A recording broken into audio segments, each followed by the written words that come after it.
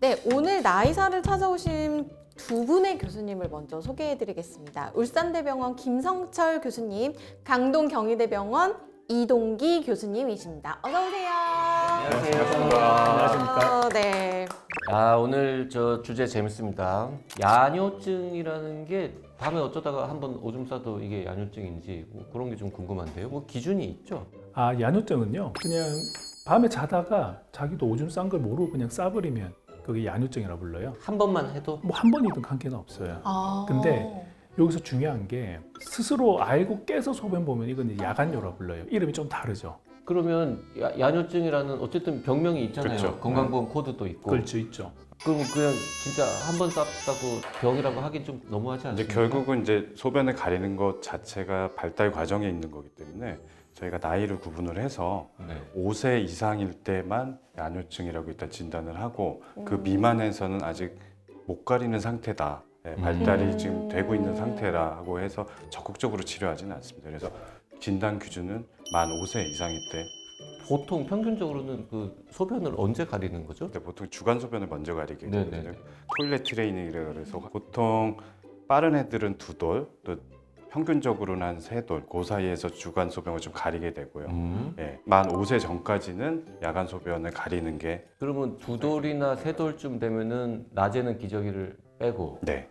밤에만 자는군요. 밤에도 실수를 하는 친구들도 있지만 5세 미만까지는 큰 문제는 없다고 보고요. 그러면은 만 4세 6개월인 아이가 네.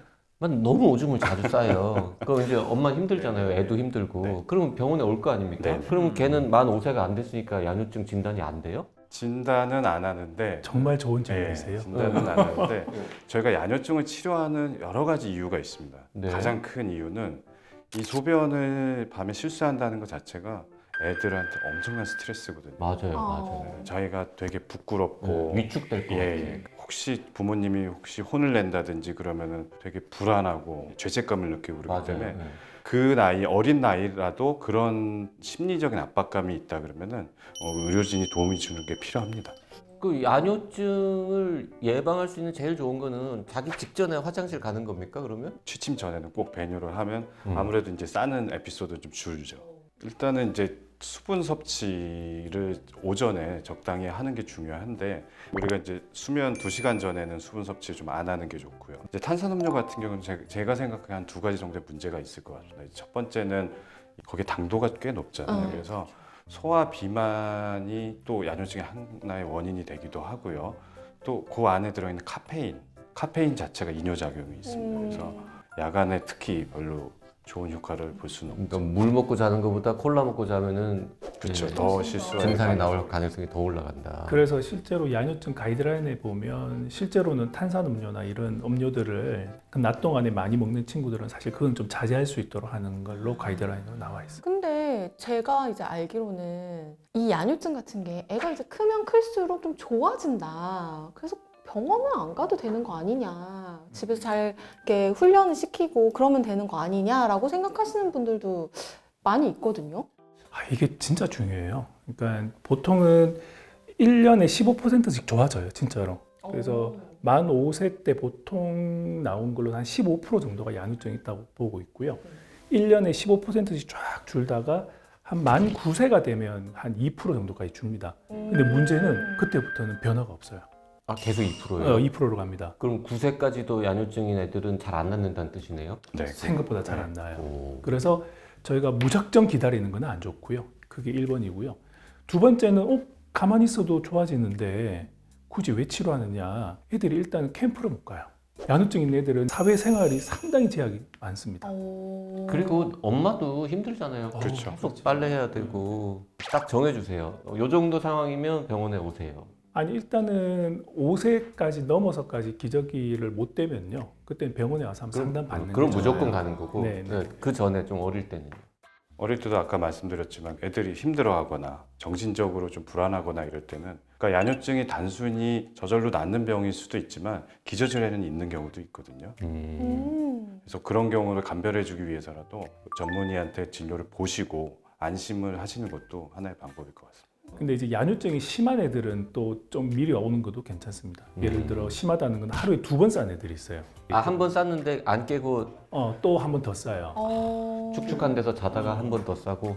야뇨증이 심한 애들은 사실 스스로 좋아질 가능성이 그만큼 더 떨어지거든요. 그래서 야뇨증이 심한 애들, 그러니까 하룻밤에 2번 막 싸는 애들은 엄마가 기다리지 말고 차라리 한번 상담을 받는 게 좋아요. 그러면 그 야뇨증이 있는 아이들은 그 소변을 적게 만들어주는 호르몬이 안 나오는 걸 수도 있는 거예요? 안 나오는 건 아니고요. 주간에 나오는 거에 비해서 정상적으로 한 2~3배 정도 나와야지 이제 소변을 농축을 시켜주는데 그게 불충분하게 나오면 야간 요량이 많아질 수가 있죠. 그럼 말 나온 김에 그럼 보통 치료는 어떻게 합니까? 치료 방법은 아까 말씀드렸던 생활습관 교정이 일단 선행돼야 되고요. 네. 제일 중요한 건 애들의 정서적 지지를 해주는 게 중요합니다. 너무 혼내지 않고 이 야뇨는 네가 늦을 뿐이지 네가 잘못된 게 아니라는 거를 가르쳐줘야 하고요. 그게 충분히 했는데도 효과가 없을 때는 저희가 크게 2가지 방법을 쓰고 있습니다. 어떤 약물 치료가 있고요. 약물 치료에도 크게 3가지가 있습니다. 한 가지는 그 부족한 호르몬을 보충해주는 항이뇨 호르몬 제제가 있고요. 그 다음에 야간의 방광 용적을 늘려주는 항콜린제, 수면 각성을 좀 증강시켜주는 삼한계 우울제 뭐 이런 것도 쓰기는 합니다. 그리고 가장 중요한 이제 행동 치료에는 우리가 야뇨 경보기라는 걸 쓰거든요. 그래서 이 야간에 이제 경보기를 장착하고 잡니다. 그러면 쉬야를 하면 센서가 감지가 돼서 그때 이제 알람이 울리거든요. 이제 그 치료 방법을 이제 의사들이 많이 선호하긴 합니다. 일단 각각 치료의 장단점이 뭐냐면 약물은 반응이 즉각적으로 나타나고 몸에 오래 남아 있으면 이게 부작용이 심해져요. 그래서 옛날에는 항이뇨 호르몬을 코에 뿌리는 걸 했었거든요. 안 먹어도 되니까. 근데 그거는 약이 지속 시간이 좀 길어요. 그러다 보니까 약에 대한 부작용들이 나타날 가능성이 높아서 요즘에 그걸 안 하고요. 약을 먹고 난 뒤에 체내에서 빠져나가 버리기 때문에 실제로 약을 끊어버리면 이제 그만큼 또 효과가 다시 원래대로 가버려요. 그래서 이제 앞에서 이야기했다시피 알람 치료를 이제 조금 더 선호하는 게 알람은 원칙적으로 이제 그 각성을 돌아오게끔 도와주는 거라서.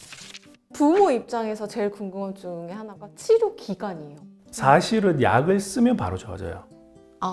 약이 원래 그런 거잖아요. 네. 끊으면 또 나오는구나. 끊으면 또 나와요. 그래서 이게 약을 썼을 때는 뭐 2주나 뭐 한 달 안에 거의 좋아지는 경우가 상당히 많은데 가장 큰 문제는 약을 못 끊는다는 게 문제예요. 네. 그래서 저희가 저번에 해보니까 거의 1년 가까이 걸립니다. 완전히 다 끊을 수 있는 시기가. 그러니까 생각보다 장기간 싸움이에요. 1년 가까이 약 먹고 나면 만 5세 돼가지고 자연스럽게 해결되는 뭐 이런 측면도 그러니까 이제 있으니까. 저희가 그게 저절로 좋아지는 그 중간에 마스킹을 해주는 거라고 생각이 되거든요. 이게 진짜 그로 약물의 인해서. 효과로 완전히 큐어됐다라고 하기보다는요.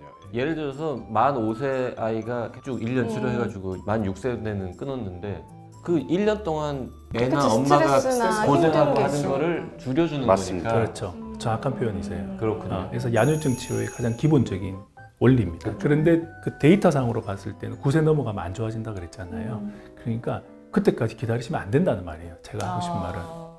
8세, 9세까지도 계속 증상이 있는 사람들은 뭔가 아까 기저질환이 있거나 뭐 다른 특별한 이유가 있는 겁니까? 아니요, 없어도 있습니다. 네, 예, 있어요? 야뇨증이 이제 그때까지 계속 지속되는 애들이 있고요. 그러니까 못 알아차리는 거죠. 그래서 그걸 알아차리게끔 저희가 이제 도움을 주려고 지금 하고 있는 게 알람 치료 같은 게 이제 적극적으로 개입을 해야 되는 거죠. 그럼 그 다음엔 어떻게 돼요? 그러면 10세, 15세, 뭐 20세 그러면 성인 야뇨 뭐 이런 걸로 가는 성인 야뇨증은 진짜 치료가 진짜 어렵습니다. 계속 싸는 것도 아니고 네. 한 달에 한 번 싸요. 방광이 차야지 오줌을 싸거든요. 네, 네. 근데 어른은 방광 용적이 크다 보니까 거의 대부분이 이만큼 안 차요. 네. 그리고 항이뇨 호르몬도 충분히 이제 나와서 오줌량이 별로 안 나오는데 각성은 없으니까 뭘 그날 많이 먹었어요. 그럼 이제 그날 싸는 거야. 한 달에 한 번 정도. 그럼 그분은 어릴 때 야뇨증이 있었던 분이라고 봐야 되겠네요. 그렇죠. 그러니까 완전히 각성이 안 돌아온 상태로 넘어간 거죠. 상당히 치료하기는 어려워진다고 보시면 됩니다.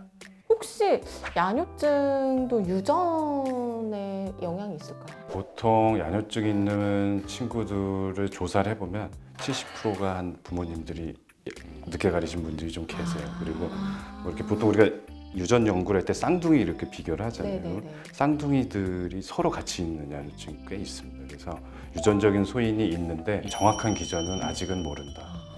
근데 우리 옛날에 이제 소금 얻어오게 하고 하는 게 망신주기잖아요. 그렇죠. 일종의 이제 충격요법인데 그거는 좋은 방법이었어요? 나쁜 방법이었어요? 지금 돌이켜 보면? 지금 돌이켜보면 이제 나쁜 방법으로 보죠. 왜냐하면 아이의 어떤 정신적인 자존감이나 이런 것들을 망가뜨리는 거를 우리가 막아주기 위해서 약을 쓰는 거라고 말씀드렸잖아요. 근데 오히려 이제 그 아이의 어떤 자존감을 더 떨어뜨리는 행동이기 때문에 지금은 이제 그런 충격요법을 못하도록 하고 있습니다. 낮에도 왜 화장실에 유난히 자주 가는 아이들 있잖아요. 그런 거랑 관련이 있습니까? 그 앞에서 제가 말씀드렸다시피 방광 용적 문제예요. 그러니까 방광 용적이 줄어들어 있으면 그만큼 더 오줌이 차일 가능성이 많아지잖아요. 사실 낮에도 소변을 자주 보러 가는 야뇨증 애들을 우리가 비단일 증상성 야뇨증이라고 불러요. 그러니까 야뇨증만 있으면 단일 증상성 야뇨증이고 그런 애들은 좀 치료하기가 좀 더 어려워요. 왜냐하면 방광 작은 것까지 있으니까. 그래서 그런 친구들의 가장 첫 번째 원인 중에 하나는 뭐 변비 같은 것도 있을 수 있고요. 근데 이제 그거보다 더 골치 아픈 거는 이제 기저질환이 있는 경우가 상당히 많아요. 그래서 그럴 경우에는 기저질환 치료 쪽으로 더 저희가 집중을 하게 됩니다. 혹시 그런 거 하면 안 돼요? 방광 용적이 작은 거잖아요. 이걸 늘리려면 좀 이렇게 참아봐. 싸지 말고 참아봐 이렇게 하다 보면 방광 용적이 좀 늘어날 수도 있지 않을까요? 그래서 실제로 아까 주간에 빈뇨가 있거나 이런 친구들을 참는 게 하나의 이제 트레이닝 방법이 될 수는 있습니다. 근데 이거 무분별하게 하면 안 되는 게 예를 들어 본인이 갖고 있는 방광 용적 이상으로 참게 되면 방광 기능에 저하가 있을 수 있기 때문에 꼭 전문의하고 상의를 하신 다음에 하시는 게 좋을 것 같습니다. 이건. 아이들이 어려운 게요. 오늘 방광 용적이랑 1년 뒤 방광 용적이랑 2년 뒤 방광 용적이 달라요. 그래서 예를 들어 보통 저희가 만 5세면 보통은 180 정도 생각하거든요. 최대 방광 용적이. 그래서 1년에 30씩 계속 이렇게 커지기 때문에 저희가 무작정 이렇게 그때만 생각하면서 치료할 수는 없어요. 달라집니다.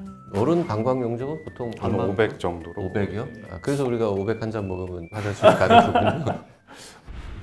자, 오늘은 야뇨증에 대해서 울산대병원 김성철 교수님, 강동경희대병원 이동기 교수님과 함께했습니다. 고맙습니다. 감사합니다. 네, 감사합니다.